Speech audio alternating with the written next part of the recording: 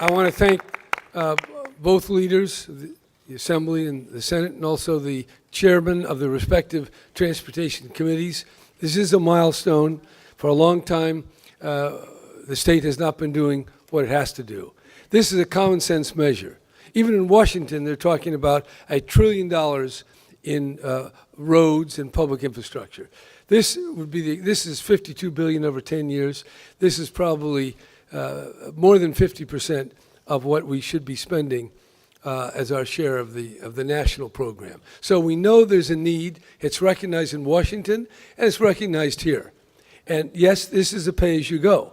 That's been the usual way to do it. We could borrow, and some people like to borrow, but that kicks the can down the road. It puts the burden in later generations. This is visible, it's real, and those who benefit, those who pay. And it improves the quality of our life. It's good for the environment. It's good for public transit.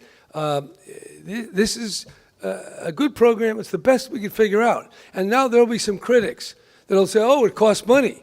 Yes, it costs money. And if the roof in your house is leaking, you better fix it because it gets worse all the time. And this is mostly about fixing what we already have. If for some reason people try to fight this, and God help us, they were successful, they won't stop it. They'll just delay it and make the expenses go up. So we all know you got to fix your car or fix the roof or fix, your sink when it breaks down. Otherwise, you get more terrible expenses. So that's what this is all about. It's common sense. It's doing what we have to do. There's really not a choice.